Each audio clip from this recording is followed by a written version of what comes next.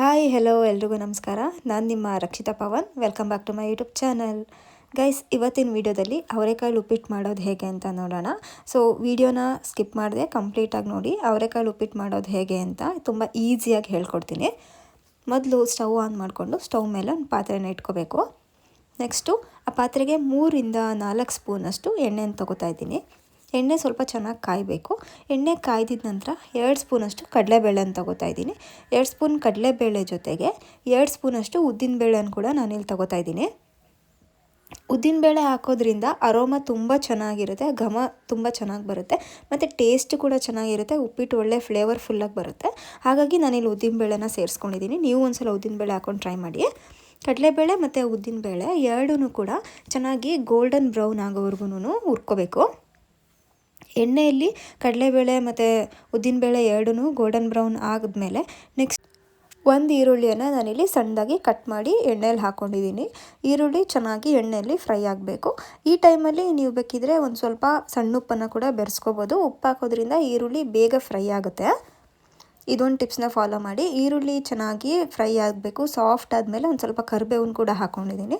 ಕರಿಬೇವು ಕೂಡ ಎಣ್ಣೆಯಲ್ಲಿ ಚೆನ್ನಾಗಿ ಫ್ರೈ ಆಗಬೇಕು. ನೆಕ್ಸ್ಟು ಹಸಿರು ಮೆಣಸಿನ್ಕಾಯಿ ಹಾಕ್ಕೊಂಡಿದ್ದೀನಿ. ನಾನಿಲ್ಲಿ 5-6 ಸಣ್ಣದಾಗಿ ಕಟ್ ಮಾಡಿರೋ ಹಸಿರು ಮೆಣಸಿನ್ಕಾಯಿನ ಹಾಕ್ಕೊಂಡಿದ್ದೀನಿ. ನಿಮಗೆ ಖಾರ ಜಾಸ್ತಿ ಬೇಕು ಅಂತಂದರೆ ಹಸಿರು ಮೆಣಸಿನ್ಕಾಯಿನ ಸ್ವಲ್ಪ ಜಾಸ್ತಿ ತೊಗೊಳ್ಳಿ. ಖಾರ ಕಡಿಮೆ ತಿನ್ನೋರಾದರೆ 3 ತೊಗೊಳ್ಳಿ. 3-4 ಹಸಿರು ಮೆಣಸಿನ್ಕಾಯಿ ಸಾಕು. ನೆಕ್ಸ್ಟು ಇದು ಅವರೆಕಾಳು ಉಪ್ಪಿಟ್ಟಾಗಿರೋದ್ರಿಂದ ತರಕಾರಿ ಹಾಕೋ ಅವಶ್ಯಕತೆ ಏನಿಲ್ಲ. ಬಟ್ ತರಕಾರಿ ಹಾಕೋದ್ರಿಂದ ಟೇಸ್ಟ್ ತುಂಬ ಚೆನ್ನಾಗಿರುತ್ತೆ.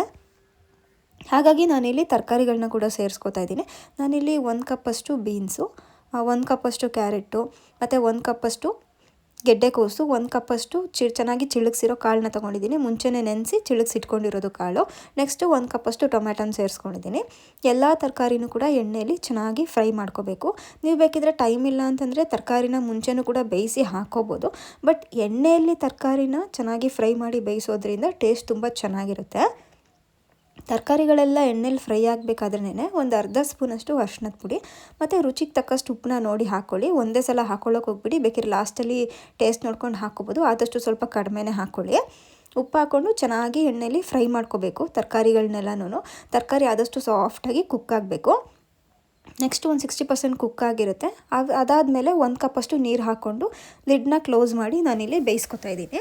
ತರಕಾರಿ ಎಲ್ಲ ಚೆನ್ನಾಗಿ ಬೆಂದಮೇಲೆ ಇಲ್ಲಿ ಸ್ವಲ್ಪ ತೆಂಗಿನ ತುರಿಯನ್ನು ಹಾಕ್ಕೊಂಡಿದ್ದೀನಿ. ತೆಂಗಿನ ತುರಿ ಹಾಕೋದ್ರಿಂದ ಚೆನ್ನಾಗಿರುತ್ತೆ ಉಪ್ಪಿಟ್ಟು ಟೇಸ್ಟು. ತೆಂಗಿನ ತುರಿ ಮತ್ತು ಒಂದು ಸ್ವಲ್ಪ ಸಣ್ಣದಾಗಿ ಕಟ್ ಮಾಡಿರ್ತಕ್ಕಂಥ ಕೊತ್ತಂಬರಿ ಸೊಪ್ಪನ್ನು ನಾನಿಲ್ಲಿ ಬೆರೆಸ್ಕೊಂಡಿದ್ದೀನಿ. ನೆಕ್ಸ್ಟು ನೀರನ್ನ ಕುದಿಯೋಕೆ ಬಿಡಬೇಕು. ಒಂದು 2-3 ನಿಮಿಷದಲ್ಲಿ ನೀರು ಚೆನ್ನಾಗಿ ಕುದಿ ಬರುತ್ತೆ.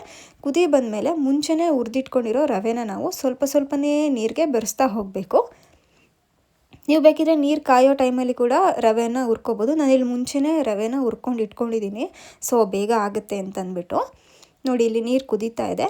ನೀರು ಕುದಿಯೋಕ್ಕೆ ಸ್ಟಾರ್ಟ್ ಆದಮೇಲೆ ಸ್ವಲ್ಪನೇ ನೀವು ರವೆನ ಹಾಕ್ಕೊಂಡು ಮಿಕ್ಸ್ ಮಾಡ್ಕೋಬೇಕು.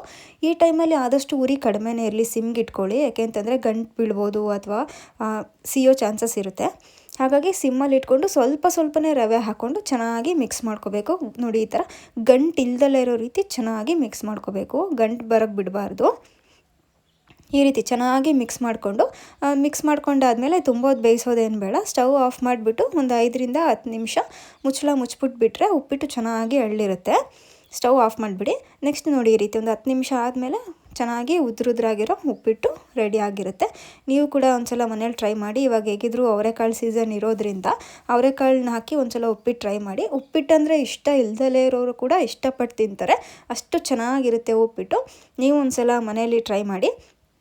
ಮತ್ತು ನಾನು ಹೇಳ್ಕೊಟ್ಟಿರೋ ಅಡುಗೆ ಏನಾದರೂ ನಿಮಗೆ ಇಷ್ಟ ಆಯಿತು ಅಂತಂದರೆ ದಯವಿಟ್ಟು ಒಂದು ಲೈಕ್ ಮಾಡೋದನ್ನು ಮರಿಬೇಡಿ. ಇನ್ನೂ ಯಾರೆಲ್ಲ ನನ್ನ ಚಾನಲ್ ಸಬ್ಸ್ಕ್ರೈಬ್ ಮಾಡದೆ ನೋಡ್ತಿದ್ದೀರಾ ಅವರೆಲ್ಲರೂ ಸಬ್ಸ್ಕ್ರೈಬ್ ಮಾಡ್ಕೊಳ್ಳಿ. ಹೀಗೆ ನಂಗೆ ಸಪೋರ್ಟ್ ಮಾಡಿ.